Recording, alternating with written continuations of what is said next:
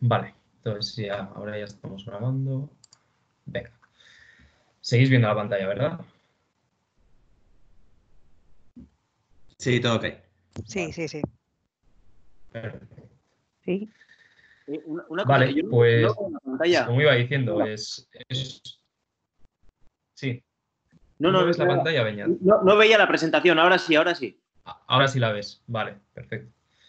Bueno, pues como iba diciendo, eso, desde el punto de vista del enfoque de estrategia, pues una empresa que se encontraba en una situación determinada y ha tomado ya las medidas, lleva ya algún tiempo tomando una serie de medidas para salir de esa situación y entonces pues va a evolucionar su modelo de negocio por completo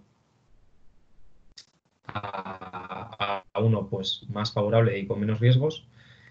Y luego el otro punto de vista, pues es el de la inversión en esta empresa, ¿no? Es ya, pues, bueno, ya sabéis todos, ¿no? Lo que me gustan a mí estas cosas. Y entonces, pues bueno, tendré al final de la presentación habrá un par de slides dedicadas a hacer una pequeña valoración del negocio, cuánto podría valer esto y a cuánto cotiza actualmente. Esto sin más. Los que no estéis interesados, bueno, a modo de curiosidad. Creo que también aporta porque al final pues no hemos visto o hemos visto muy poco de valoración bueno, pues esto es una pequeña aproximación a lo que podría valer esto, ¿no? Y sí que es verdad que son dos enfoques que conviven de alguna forma porque pues para invertir en un negocio hay que entenderlo bien y hay que verlo como lo que es, como una empresa, con todos sus activos y con todas sus implicaciones empresariales y por eso creo pues que el análisis inicial estratégico pues ayuda también a tomar ciertas decisiones de inversión, ¿no? Entonces, bueno, pues sin demorarme mucho más, eh, bueno, el típico disclaimer, esto ya, como siempre, pues es a, a modo de divulgativo o un poco, pues sin más, para explicar la empresa y no es ninguna recomendación en ningún caso. Entonces, el sector. Pues aquí en clase ya nos han insistido mucho, ¿no? Que lo primero que hay que mirar probablemente sea el sector en el que opera la compañía. Estamos hablando del sector hotelero, el sector de vacaciones, sol y playa, aunque luego veremos que es algo más completo que eso. Pero bueno, pues a nadie se le escapa, ¿no? Que el sector hotelero, pues aquí he hecho como una especie de puntos, ¿no? Puntos a tener en cuenta. En primer lugar, pues que es un sector en crecimiento, que aquí vemos que el número de hoteles en el mundo, pues lleva creciendo desde 2008 a cifras de 2018, las últimas que he podido conseguir. Esto es de un informe de una consultora de hoteles. Luego, pues la evolución del número de habitaciones es creciente, a su vez, más o menos llevan la misma tendencia. Y aquí arriba, a la derecha, os pongo pues un poco el recorte de ese informe que decía que actualmente existen 184.299 hoteles en todo el mundo y suman pues casi 17 millones de habitaciones, ¿no? Entonces, pues es un incremento de casi el 18% en los últimos 10 años. No es un sector que crezca muchísimo, pero sí que es un sector pues, que va creciendo poco a poco, año a año. Es eminentemente cíclico. Obviamente, pues cuando vienen mal dadas, la gente ahorra y no se va de vacaciones. Entonces, pues aquí vemos cómo en el 2009 tiene un pico a la baja bastante importante, luego también en el 2013 y pues bueno, pues también a nadie se le escapa que el 2020 tampoco va a ser un buen año para el sector de las vacaciones, de los hoteles y de todo lo que tenga que ver con hostelería también. Entonces, pues bueno, esta gráfica, pues sin más que la evolución del sector en general y todas las empresas que están englobadas en él, pues es cíclico, ¿no? Y entonces depende mucho del entorno macro. Me dais un momentito que le voy a añadir a Naya y, y ahora seguimos. A ver. Vale.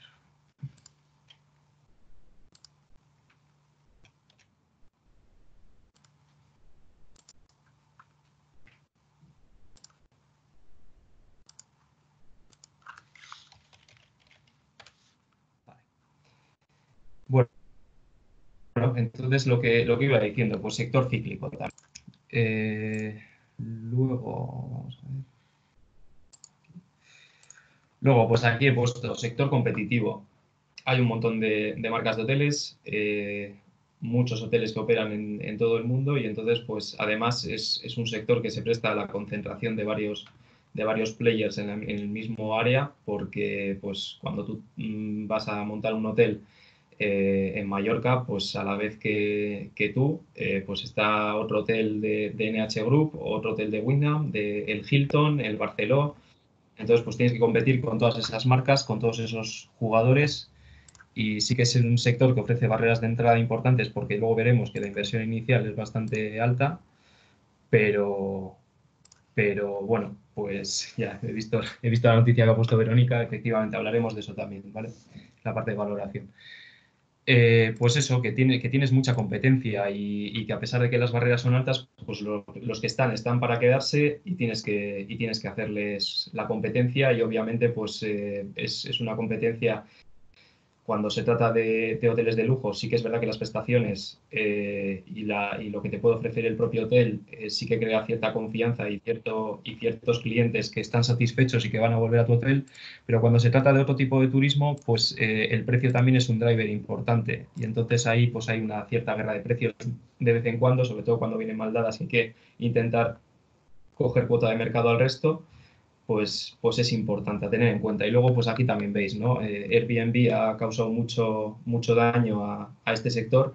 Es un sector que yo considero que está en disrupción precisamente porque están saliendo pisos y casas vacacionales que se alquilan a precios muchas veces muy inferiores a lo que pueden ofrecer estos hoteles y entonces, pues mucha gente ha rotado, ¿no? Ha rotado de irse de hotel a irse de piso vacacional, a un Airbnb o a cualquier otro alquiler. Luego también es verdad, aquí no lo he puesto, que el turismo rural últimamente parece que tiene bastante peso y entonces, pues, concretamente estos hoteles que se dedican al turismo de sol y playa, pues están viendo perjudicados también por todos estos albergues y casas rurales y todo esto estos retiros espirituales que se están poniendo muy de moda y que también tienen su peso en las dinámicas del sector.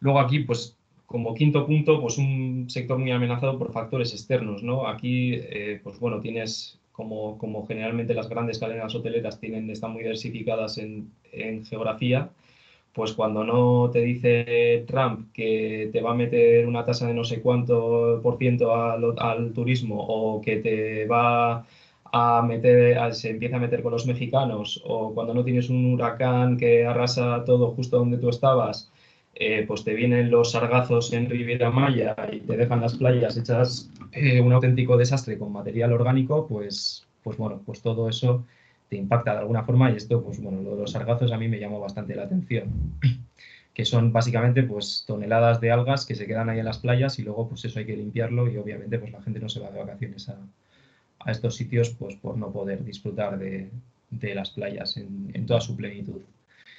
Y luego, pues es un sector estacional. La mayor parte de los beneficios de estas empresas provienen de los 3 meses de verano y poquito más. Entonces está muy condicionado pues, a esa época estival, ¿no? O sea, un sector, pues, como ya veis, complicado. Entonces, aquí no... A ver, no estoy pasando diapositivas, ¿verdad? ¿Veis lo de la empresa o no? No. No, vale, ahora, vale. Bueno, pues lo que he hecho hasta ahora ha sido, a ver, unas pinceladas sobre lo que es el sector. Esto, desde el punto de vista de estrategia, pues es lo que ya sabemos, ¿no? Del análisis externo, que podía haber hecho un Pestel, podía haber hecho un Porter. Lo que he hecho ha sido pues bastante más simple, simplemente poner pues 6 puntos que considero que afectan mucho al sector y que hay que tener en cuenta. Para unos serán amenazas, yo creo que para la mayor parte es amenaza. Habrá algunos que igual lo pueden integrar como una oportunidad, no tengo ni idea. Pero bueno, pues básicamente hay que tener eso en cuenta a la hora de valorar el sector, ¿no? Ahora nos metemos más con el análisis, con lo que sería un análisis interno, que es la propia empresa. Yo no voy a seguir nada de lo que hemos visto en clase, ¿vale? O sea, no os esperéis un DAFO ni nada por el estilo, porque bueno, soy bastante free en ese aspecto y voy más a la parte, pues un poco, digamos, de ver las cosas que son más interesantes del negocio, y entonces pues habrá muchas otras cosas y puede que cualitativas que me esté saltando. Entonces, bueno, pues la historia, pues esta empresa se funda en 1956 con un primer hotel en Mallorca, que es el Hotel Altair, ¿vale? Por su fundador, que es Gabriel Escarrel, luego lo veremos. En realidad es un conglomerado de marcas, o sea, no es solo Meliá, sino que luego también tiene pues Gran Meliá, Paradisus, Insight, Circle, los Trip Hoteles y Sol Meliá, ¿no? Entonces, pues bueno, digamos que cada una de estas marcas pues responde a un factor cualitativo del negocio, y no todas ofrecen los mismos hoteles o los mismos servicios, ¿vale? Las mismas experiencias. Presencia en 44 países actualmente, y más o menos pues ahí ves un poco la diversificación geográfica. Distinguen en su report anual entre los hoteles que están operando actualmente en el portfolio y el pipeline de hoteles que van a abrir en el futuro, ¿vale? Bueno, eso también hay que tenerlo en cuenta porque son ya acciones que se están llevando desde la compañía y arrojan algo de visibilidad a futuro, pero bueno, ya veremos. O sea, ahora mismo en la situación en la que estamos, pues hombre, pues eso también tiene cierto peso, ¿no? Una empresa familiar, el 52% del capital está controlado por la familia Escarrer. Ahí abajo pongo la foto de Escarrer padre, Escarrer hijo. Y el 48% restante de las acciones es free float, que se pueden comprar pues en el mercado, sin más, ¿no? Entonces, pues bueno, ya vemos empresa familiar con una directiva bastante alineada, porque pues, más de la mitad de la empresa les pertenece. Algunas cifras relevantes que he puesto aquí son 391 hoteles en 44 países con casi 100.000 habitaciones y más de 46.000 empleados, ¿vale? O sea, es una empresa bastante grande. Os pongo ahí el mix, 48% resort y 52% urban. Esto pues básicamente es que el 48% del portfolio que tiene actualmente Meliá son hoteles, pues eso, lo que decíamos, ¿no? De sol y playa, como pueden ser pues el Paradisus Cancún, que os pongo aquí la foto, o el Meliá Bali. Y aquí os he puesto las fotos de las joyas de la corona, ¿no? O sea, los superhoteles que tiene esta marca, y que son, pues eso, como el mascarón de prueba de Meliá. El 52% restante son hoteles que son más parecidos a lo que puede tener Barceló, ¿vale? Son hoteles de ciudad y hoteles que están dirigidos sobre todo no tanto a vacaciones, sino a eventos y a congresos o a pernoctaciones más cortas por tema business, ¿vale? Entonces, pues bueno, un poco en ese mix, pues antes la compañía sí que estaba muy dedicada al sol y playa, pero pues va rotando un poquito más hasta a este mix de ponderar más el urban por los temas que veíamos en el sector, porque así estás menos expuesto a lo que te pueda pasar, y además decíamos que el sector es estacional porque te vienen todos los ingresos, o casi la gran mayoría de los ingresos te vienen de la época veraniega, y entonces con el urban lo que consigues es pues diluir un poquito eso, ¿no? O sea, que tengas al final congresos, eventos y viajes de negocios hay durante todo el año, y precisamente cuando no hay es en verano, que es lo cubres con la otra parte, con la otra pata del negocio, ¿no? Entonces, pues bueno, con eso lo que consiguen es estar un poquito más diversificados en el tiempo. Y bueno, pues el business in mind es lo que ponen, pues que también están muy committed con las ODS, los ESGs y todo este rollo, ¿no? Bueno, pues ahora toca hablar un poco del modelo de negocio, que es lo más interesante, o lo que me ha parecido a mí más interesante de esta empresa, lo que es realmente particular. Hemos visto que es un modelo de negocio que se basa o se basaba antes, ahora lo pondré, en comprar, construir y alquilar hoteles, inmuebles, y luego explotarlos comercialmente, ¿no?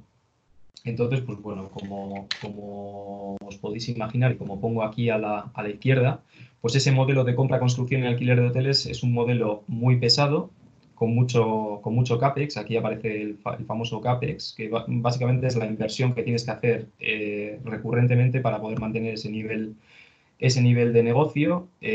Os podéis imaginar que construir un hotel es carísimo, al igual que comprarlo. Alquilarlo es algo más barato, pero eso no te libra de que tengas unos gastos de alquiler ejercicio tras ejercicio que tienes que mantener independientemente de si consigues llenar los hoteles o no.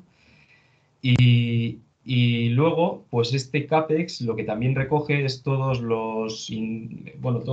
la inversión que tienes que hacer en mantener esos hoteles operativos, ¿no? En que estén bien acondicionados, siempre tienes algún destrozo en las habitaciones que tienes que ir reparando y demás.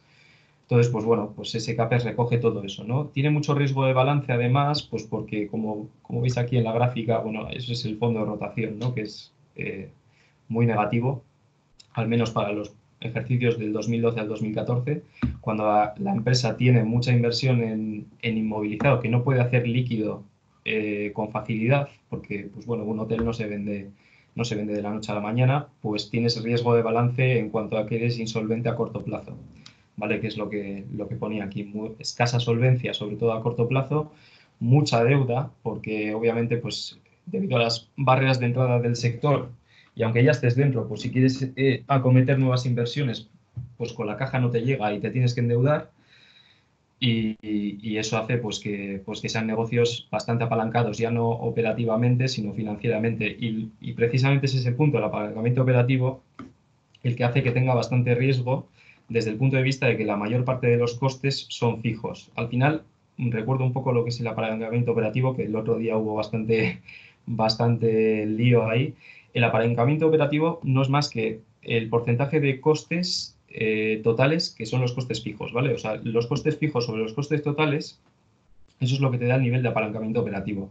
Obviamente estos negocios están muy apalancados operativamente porque la mayor parte de los costes son fijos, ¿vale? Estamos hablando, pues, los costes, en este caso, los costes de alquiler o los costes de amortización del inmovilizado o todo esto que al final es un coste recurrente que vas a tener que pagar sí o sí y no depende del nivel de ventas, ¿vale? De hecho, pues eso, los costes variables que dependen de las ventas son bastante irrelevantes o bastante menos relevantes que al final que los costes fijos, que esos están ahí siempre, ¿no? Entonces, pues esto era o Meliá entendió que esto era un mal negocio y se pasó al modelo de negocio que tiene ahora y que va a seguir teniendo y va a seguir desarrollando en el futuro, que lo que ha hecho es desapalancarse operativamente.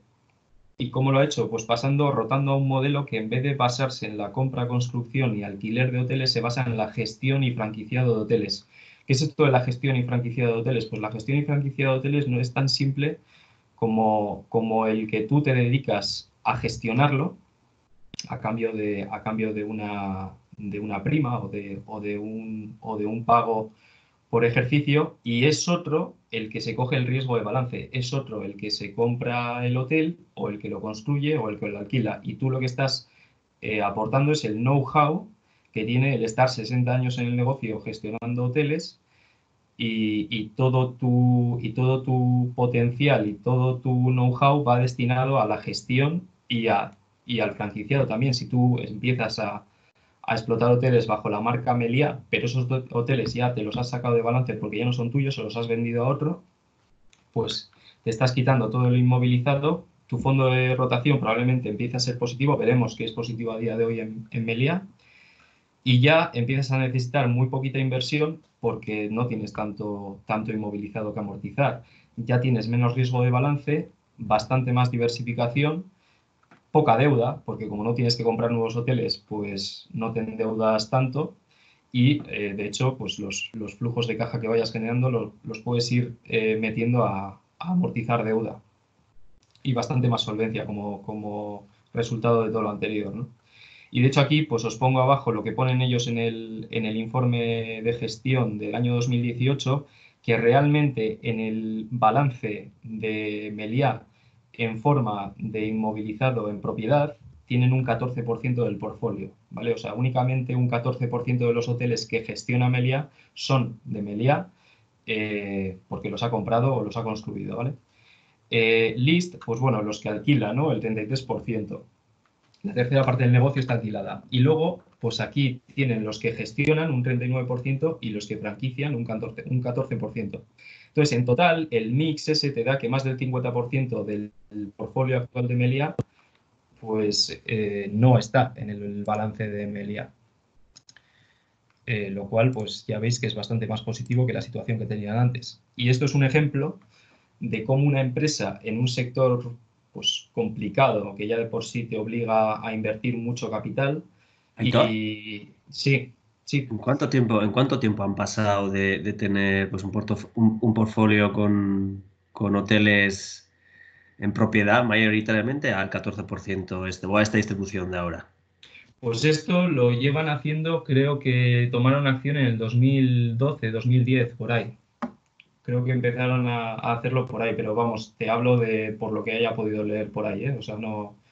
Pero sí, digamos que en el último bajón que tuvo, en el 2012,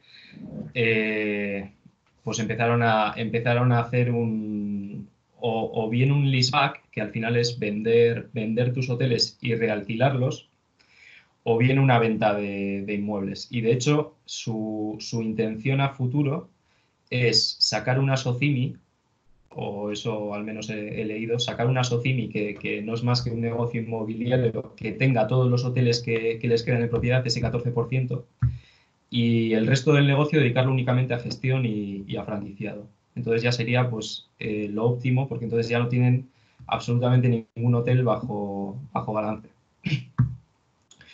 Pero sí, pues este es un poco el ejemplo así bueno de lo que es un desapalancamiento operativo en un sector complicado como es el hotelero, ¿no? Porque, joder, al final esto viene de que el otro día estábamos viendo un montón de empresas que sí, que son de construcción, máquina, herramienta, metal y demás, pero yo creo que no nos metimos en profundidad a ninguna de ellas y al final esto es un poco diferente, ¿no? O sea, es una empresa un poco distinta a la que puedes ver en el máster, pues que estamos viendo todo el rato, pues sectores que son muy parecidos, ¿no? O sea, al final yo creo que como casi todos somos ingenieros, pues nos meten los ejemplos más relacionados con eso, pero bueno, pues aquí tenéis un ejemplo un poco distinto.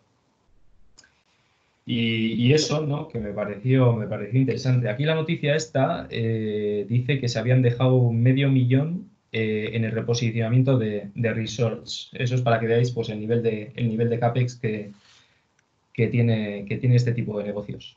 Bastante, bastante alto. Bueno, y aquí os pongo unas cifras para que veáis un poco la evolución. Pues al final es una empresa que tiene un nivel de beneficio creciente, ¿no? Pues desde el 2009 hasta el 2018 ha hecho un compuesto en EBIT del 16,5%, que no está nada mal. Además, la deuda, si os fijáis, mira, en el 2013, lo que te decía Jorge, en el 2012-2013 estaba casi a 5 veces deuda financiera de EBITDA y a día de hoy está por debajo de 2. Yo creo que la he calculado antes 1,97 o así, sí, cerca de 2. Aitor, ¿deuda que Sí. se mira? ¿Solo la de largo plazo? No, la deuda financiera neta es la suma del largo plazo más corto plazo menos caja y equivalentes, que sería el disponible que tiene la empresa y que puede hacer líquido con cierta inmediatez. Entonces, si sumas toda la deuda, tanto a largo como a corto, y le restas la caja que tienes y todos los convertibles, te queda, y lo divides entre el EBITDA, que es de 307 millones en este caso, pues te queda pues, que es de 2 veces esa ratio. Y lo recomendable generalmente es 3, entonces estaría por debajo. Y además teniendo en cuenta que, claro, no es lo mismo una empresa tipo Facebook, que es muy ligera en activos porque casi todo es activo intangible y no tienes que hacer un despliegue de capital enorme, que esas empresas pues obviamente son pura caja, que este tipo de empresas que requieren mucho capital por el sector en el que operan y por el negocio en el que tienen, y por mucho que sea una estructura más rotada hacia el asset light, pues al final requiere muchísima inversión, y entonces el hecho de que tengan por debajo de 2 veces deuda financiera neta de EBITDA, pues es relativamente poco endeudamiento para este tipo de compañías.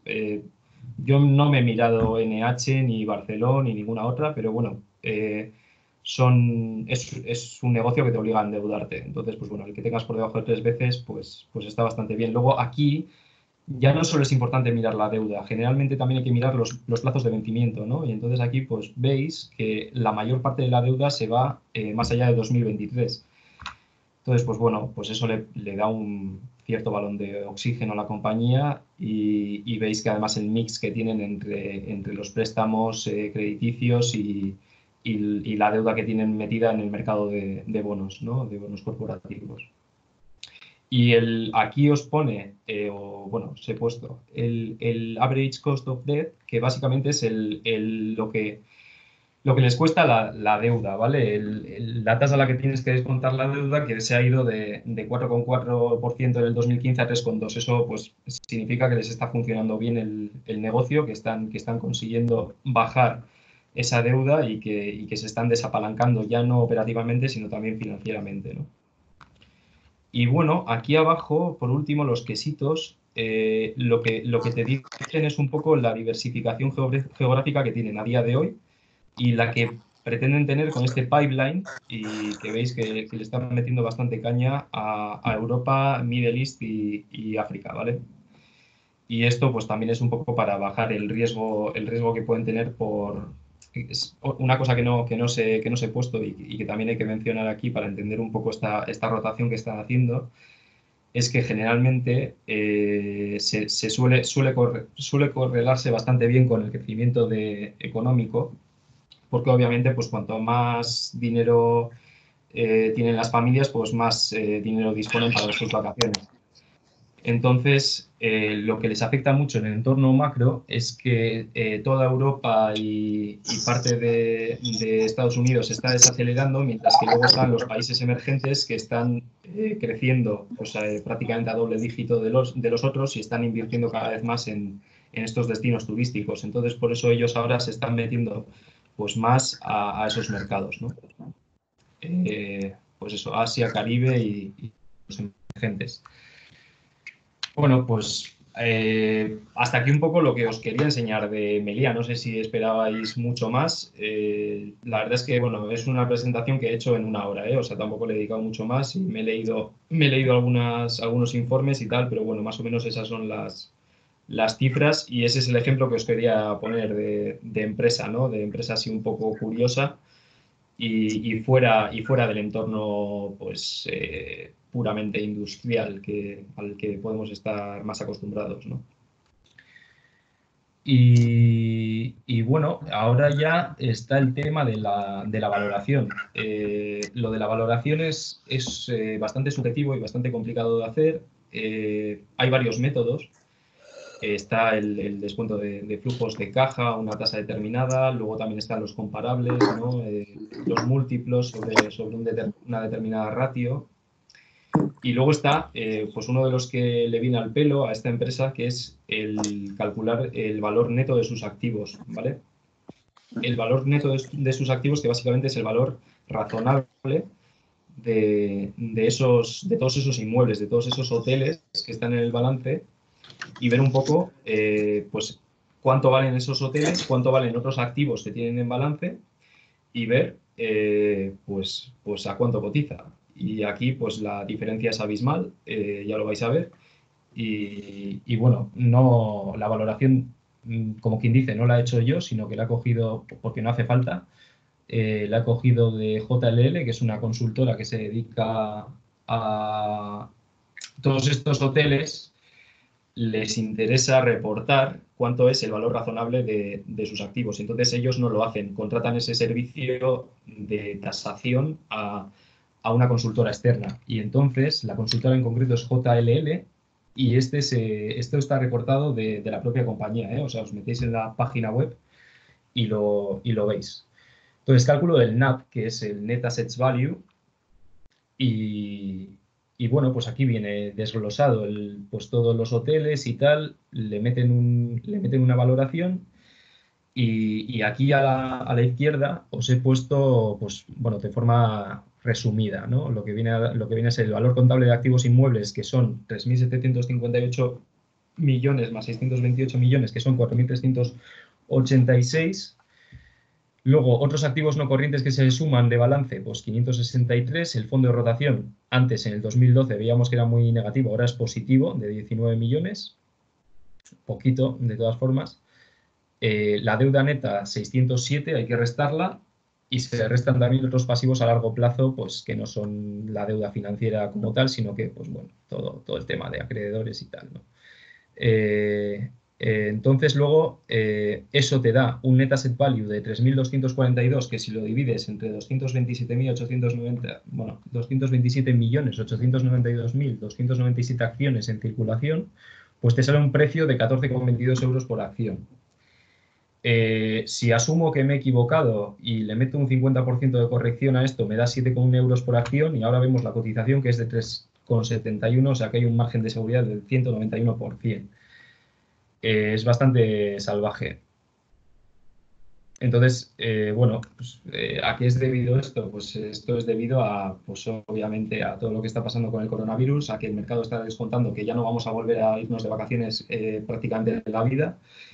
Y que, claro, pues que todos estos negocios de hoteles, pues que se van a ir a la quiebra prácticamente, ¿no? Entonces yo creo que está descontándose un escenario prácticamente apocalíptico. Obviamente también es verdad que lo que suele influir es que no se valora, o desde el punto de vista del mercado, no se valora una compañía en concreto, sino un sector. Entonces, todas las compañías que pertenecen a ese sector, pues meten más o menos la misma bajada, y ya hemos visto pues que no es lo mismo una compañía que está 100% committed, con un cambio de mentalidad, y que ha vendido ya gran parte de sus activos inmovilizados, y está rotando hacia un negocio más ligero de balance, y que además está poco endeudada, que una compañía pues que sea todo lo contrario, ¿no? Pues probablemente les habrán atizado igual a todas. Y bueno, luego he utilizado otro método que se suele utilizar, que es el EV/EBITDA. El EV, Enterprise Value, no es más que, lo pongo aquí, el market cap más la deuda financiera neta, ¿vale? Es esa suma.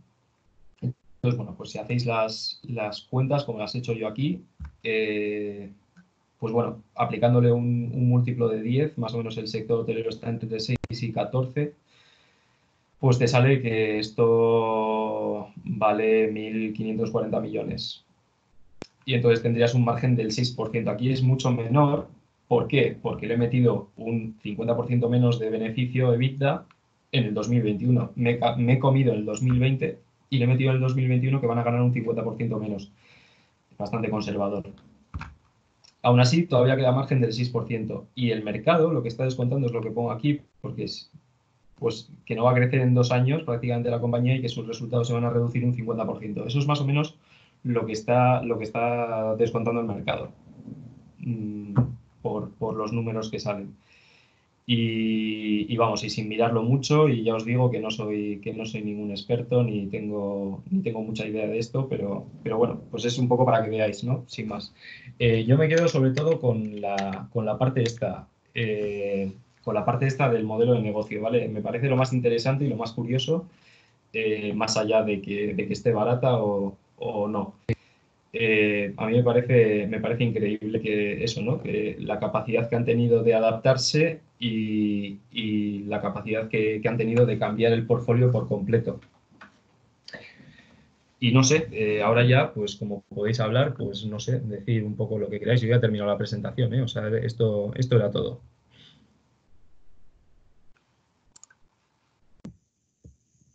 Muchas gracias, Aitor. ¿Qué os ha parecido? Sí, muchas gracias, ¿eh? Hola, ¿me oís? Sí, Sí, te Hola, vemos. ¿qué tal? Bueno, gracias, Aitor, por la presentación. Yo tenía una preguntilla porque sí que es verdad que no conozco mucho el sector hotelero y cómo están operando las empresas. ¿Sabes si esta transformación un poco de cambiar el modelo de negocio se ha dado también en otras empresas, ya no digo hoteleras españolas, sino hoteleras en general, que debido a que están viendo este problema, están, pues bueno, huyendo de apalancamientos operativos tan altos? O si es un movimiento del sector en general o es solo esta empresa que es un poco pionera en cuanto a esto. Sé que es, bueno, no como ya digo, no he mirado el resto. Ujú. Sí que hay empresas que lo tienen más fácil que otras, ¿no? Porque al final ahí, a la hora de gestionar, lo que influye mucho es la marca y la experiencia. Entonces, hemos visto que es una empresa que trata el 56, luego entonces, pues eso, casi 60 años, más de 60 años metida en esto. Y luego, pues la marca Meliá, ¿no? Que probablemente pues tenga más, no sé, más poder de marca que otras cadenas hoteleras. También depende mucho de los propios hoteles que tienes, porque cuando tú vas a vender un hotel, al final lo vendes en función de la localización que tiene, de dónde estás situado, de qué acogida suele tener y de la capacidad que tienes para llenarlo, ¿no? Entonces, al final, pues bueno, habrá empresas o habrá cadenas hoteleras que habrán podido hacerlo con mayor facilidad que otras. No conozco el resto, porque en caso curioso, pues lo vi aquí, pero bueno, a lo mejor te vas a Hilton y resulta que lo están haciendo también. O a lo mejor no, porque Hilton ha optado por seguir así, porque al final es un tema de marca y está muy asociado al lujo y tal, y entonces pues si rotan de negocio ya no les compensa, no lo sé. Eso la verdad es que no puedo responderlo, pero bueno, el caso yo lo vi aquí, no, igual hay otras que también están haciendo lo mismo, probablemente. Vale, bueno, muchas gracias, Aitor, por la presentación. La verdad que genial, ¿eh? Nada, gracias a vosotros. No sé si, bueno, aquí, claro, no he estado leyendo el chat y veo que hay un montón de cuestiones. Joder. Pero, sí, eso Sí, es que es. yo he preguntado que a ver cómo, o sea, quiénes invertían, entendía que eran fondos de inversión, pero eso, cómo se hacía digamos, ese cambio de Meliá, de construir ellos a que otros construyan por ti y luego cómo se paga, que me imaginaba que era a Sí, base de sí. cánones, pero Sí, bueno. esto lo que he leído es que lo venden o a otras cadenas o a REITs, ¿vale? A SOCIMIs, que son gestoras de inmuebles que al final, pues por lo que sea, les interesa y se lo venden a ellas. Y ya o sea, esas SOCIMIs las pueden alquilar a otras cadenas de hoteles o hacer la jugada esta del sell and leaseback, que sería pues básicamente que Meliá se quiere deshacer del activo en balance y quiere pasar de tenerlo en balance a tenerlo en alquiler, y entonces se lo vende a una SOCIMI y esta a su vez se lo realquila a Meliá para que Meliá pues pase de pagar pues eso, de tener que mantenerlo en activos a tener que a pagarlo directamente como gasto de alquiler. Entonces, bueno, pues están las dos, Aitor, sí. he entendido que Meliá lo ha construido en su momento, se lo ha vendido a otros y estos luego se lo dan a ellos para que lo exploten. a ver, Ané, depende, ¿vale? Yo, por ejemplo, en las operaciones que he llevado de este tipo, ¿vale? Un poco lo que os he contado en el chat, suele ser, ahora mismo yo creo que hay muy pocas cadenas hoteleras que directamente inviertan ellos en la adquisición del inmueble, asuman el riesgo de la construcción y luego procedan a explotarlo. O sea, normalmente esto funciona por grupo de inversores que, bueno, pues eso, se ponen de acuerdo un poco pues para ver qué inversión se hace, de qué importe, adquieren el terreno, se encargan de todas las gestiones, licencias, demás, construyen, ¿vale? Y una vez que está construido y, digamos, bueno, que se entiende como si fuera casi llave en mano, entra la marca de hotel o cadena hotelera, digamos, pues que mejor oferta haya hecho para explotarla durante un periodo de tiempo X. y bueno, es la mejor forma desde mi punto de vista para que bueno, ellos entre comillas se ahorren esa parte de riesgo y el inversor pues obviamente saca su rentabilidad. No sé si en eso Aitor está de acuerdo o no. Yo hablo de mi experiencia profesional pura y dura, ¿eh? Sí, estos ahora lo que están vendiendo básicamente es el modelo de gestión. O sea, ellos dicen, mira, tengo muchísima experiencia gestionando hoteles, sé cómo llenarlos, sé lo que hay que hacer y entonces lo único que necesito es pues, que me des el hotel y yo te cobro un canon para gestionarlo y el resto te lo quedas tú. Básicamente es así fácil explicar. Luego, obviamente, habrá muchos más detalles, pero bueno, es un poco Sí. ese cambio de chip. Sí, yo conocía esto en el sector hospitalario también, que bueno, lo he puesto también en el chat, el caso de Valdecilla, ¿no? Que también lo construyeron y bueno, y ahora están supuestamente recuperando esa inversión a través de los alquileres de toda la parte no asistencial, digamos. Sí, luego Gracias también a los dos. comentaba aquí Naya el caso de Antonio Catalán de NH Hoteles. A ver, Naya, ¿estás por ahí? ¿No? Aitor, Sí, sí que estoy. Lo que pasa es que no podía poner el micrófono. vale.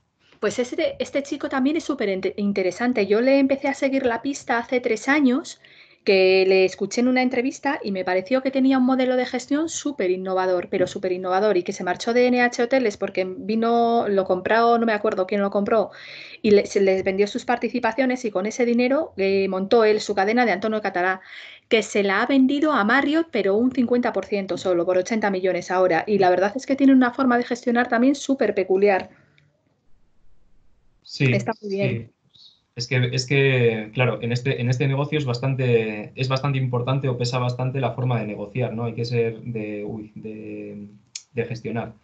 Hay que ser bastante eficiente y al final, pues bueno, claro, eso lo pueden hacer unos pocos los que llevan muchísima experiencia en sus espaldas, ¿no? Y entonces, claro, pues ese es el valor añadido que tiene Meliá o que tiene NH o que tienen estas marcas que llevan ahí un montón de tiempo. Muy bien, pues muchas gracias. Nada, no sé si estado hay súper bien. alguna pregunta más.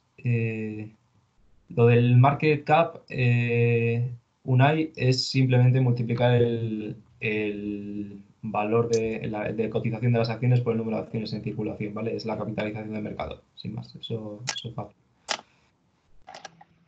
Y no sé si hay alguna cuestión más. Hola a todos. Sí, ¿Me Lamia. oís? Hola, sí, bueno, siento perder la primera parte de la presentación. Está grabado, no te preocupes. Vale, menos mal, eso es mi pregunta. ¿Vamos a subir la gala? Pues no lo sé si Aguela, pero mira, Vale. estáis Si no te en el paso un grupo. correo, sí. Está aquí, creo que os la podéis bajar. Ahora la genera, que me corrija Jorge si me equivoco, pero la genera Teams, Sí, que se Aitor. queda guardada aquí. Eso Sí. es, en cuanto se termine de grabar, pues tarda un ratito y aparece ahí. Si queréis os pasamos un link o tú mismo, Aitor, pasas un link y listo, pero queda aquí en este equipo de Teams. O sea, la siguiente vez que vengáis quedará registrada la reunión. Vale, Eso es. perfecto. Mil gracias a todos por la presentación y por el esfuerzo. Gracias, interesante. A todos Nada, no, Aitor. Vale, nada, gracias, Aitor, me parecía curioso. Me parecía curioso y como tampoco vemos demasiados casos aplicados, ¿no? O demasiados business cases en clase, pues bueno, pues esto un añadido de domingo. Sí, se echa falta casos reales a impartir y ver cómo se está gestionando las empresas reales más que algo teórico. Y no sé si tenéis más preguntas. Si no, lo dejamos aquí y ya está. Pues hasta la siguiente. No sé si haremos más. Igual sí, ¿no? Si os ha gustado, hacemos más. Aitor, una cosa. Oye, gracias por la presentación. Está genial. La verdad, y sobre todo interesante la parte final de valoración de la empresa. Ya sabía que te iba a gustar esa parte de Iñaki. Lo único decir que sí que es cierto que ahora la valoración es 3 y pico, bueno, a lo que está cotizando, pero en estos, yo no sé cuántos países hay, aparte de España, que hayan prohibido los cortos, pero si no, yo creo que todavía estaría bastante más devastada. Quiero decir que igual sería incluso más oportunidad. Y es que hay que tener cuidado con las que están ahora en el IBEX porque están protegidas de alguna manera por el gobierno. En el momento en que las suelten, las soltarán después del momento de confinamiento, cuando les dé la gana, con tus cuidado. Pero Eso. ¿estás hablando de que te vas a poner corto de Meliá o qué me estás contando? No estoy. Quiero decir que vale. si no hubiesen prohibido los cortos, todavía igual estaría más reventada esta empresa. Quiero decir que sí, igual sí, no puede ser. estaríamos hablando de 2 euros o de lo que sea. Sí, pero bueno, ya has visto que sobre valor neto de activos hay un 200% de upside, o sea que ya Sí, está bien. Según ese análisis está para comprar. Yo no digo que no. Digo que, pues eso, que con esa protección todavía no queda claro luego lo que pueda llegar a pasar. Sí, y probablemente, pues bueno, yo le he metido un 50% a la valoración inicial de 14,22. Es Renta 4, tiene un informe que la valoran en 15,4, un poquito por encima, pero yo creo que tampoco, que es porque tampoco han cogido las cifras actuales porque está a fecha de 2018, ejercicio cerrado, y esa jugada de la deuda financiera neta la han hecho de forma distinta. De todas formas, ya te digo, metiendo un 50% de corrección por lo que te hayas podido equivocar, que es una auténtica brutalidad de corrección, pues se te quedan 7 y pico. O sea, al final, pues bueno, esto es como todo, ¿no? O sea, no quiero decir nada porque no es una recomendación, pero bueno, pues ya vemos que muchas veces el mercado pues le mete demasiado y luego al final pues se quedan las cosas así, estas cosas tan curiosas, ¿no? Que valen más los edificios que la acción. Es el mercado, amigos. Es el mercado, amigos. Bueno, pues no sé. No sé si tenéis más preguntas o si queréis algo más. Yo no sé, si os ha gustado, pues haremos más de otro tipo de empresa o de lo que haya por ahí. Lo que me digáis. Me lo dejáis en comentarios, como con los canales de YouTube. Bueno, pues nada, a vosotros. Lo dicho, el vídeo se generará automáticamente aquí en el canal, os mandaré un link y eso, pues muchas gracias. Mira, ya voy a dejar de grabar.